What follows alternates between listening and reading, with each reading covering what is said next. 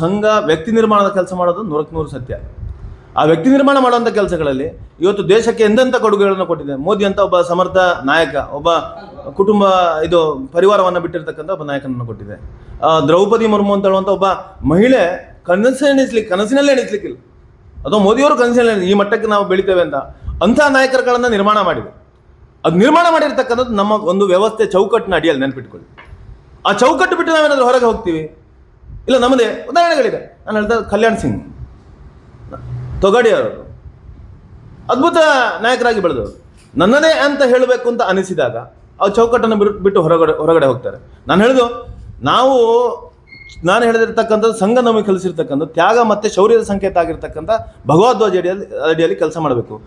ಅದನ್ನು ನಮ್ಮ ಯೋಚನೆ ಇದ್ದರೆ ನಮಗೆ ಈ ರೀತಿ ಯೋಚನೆಗಳು ಬರುವುದಿಲ್ಲ ಅಂತ ನೀವು ಹೇಳ್ತಾ ಇರ್ತಕ್ಕಂಥದ್ದು. ಇದು ಯಾವಾಗ ಬರುತ್ತೆ? ನನ್ನದೇ ಅಂತ ಹೇಳಿದಾಗ ಈ ರೀತಿಯ ಯೋಚನೆಗಳು ಬರುತ್ತೆ. ಬಿಜೆಪಿ ಅಂದ್ರೆ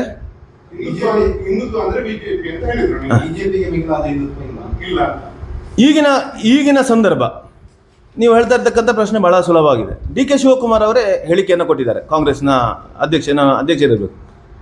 ನಾವೇನಾದ್ರೂ ಸರ್ಕಾರ ಅಧಿಕಾರಕ್ಕೆ ಬಂದರೆ ಮತಾಂತರ ನಿಷೇಧ ಕಾನೂನನ್ನು, ಗೋಹತ್ಯೆ ನಿಷೇಧ ಕಾನೂನು ವಾಪಸ್ ತಗೊಳ್ತೇವೆ ಅಂತ. ಸಿದ್ದರಾಮಯ್ಯನವರ ಮುಖ್ಯಮಂತ್ರಿ ನಡೆದ ಘಟನೆ ಮತ್ತೆ ನೆನಪು ಮಾಡಬೇಕು. 27 ಜನ ಕಾರ್ಯಕರ್ತರ ಹತ್ಯೆ ಆಗಿರ್ತಕ್ಕಂಥದ್ದು. PFI ಅತ್ಯಂತ ದಾರ್ಷ್ಟ್ಯದ ಕೆಲಸವನ್ನು, ದುಷ್ಟ ಕೆಲಸವನ್ನು ಮಾಡ್ತಾ ಇರ್ತಕ್ಕಂಥ PFI SDPI ಅಂತ ಅವರ ಕೇಸುಗಳಿತ್ತ ಅದನ್ನು ವಾಪಸ್ ತಗೊಂಡಿರ್ತಕ್ಕಂಥ.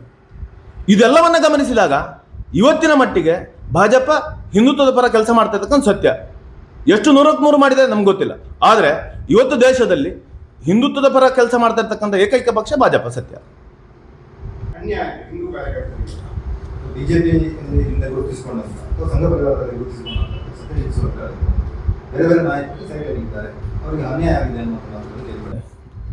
ಸಂಘ ನಮಗೆ ಭಗವದ್ವಜವನ್ನು ಗುರು ಅಂತ ಸ್ವೀಕಾರ ಮಾಡಿರ್ತಕ್ಕಂಥ ಅದರ ಅಡಿಯಲ್ಲಿ ನಾವೆಲ್ಲರೂ ನಮಸ್ತೆ ಸದಾವತ್ಸಲ್ಯ ಅಂತ ಹೇಳಿ ಆ ರೀತಿಯ ಒಂದು ವಿಚಾರಧಾರೆಯಲ್ಲಿ ಬೆಳೆದುಕೊಂಡು ಬಂದಿರತಕ್ಕಂಥ ನಾವು. ಆದರೆ ಯಾರೋ ಒಬ್ಬ ಹೇಳ್ತಾನೆ ಸುಮ್ಮನೆ ಕೂತ್ಕೊಳ್ಬೇಕು ಅಂತಲ್ಲ. ನಾನು ಹೇಳಿದ್ದು ತಪ್ಪು ಅಂತಾದರೆ ತಪ್ಪು ಅಂತ ಹೇಳಲಿಕ್ಕೆ ಏನು ಅಡ್ಡಿ ಇಲ್ಲ.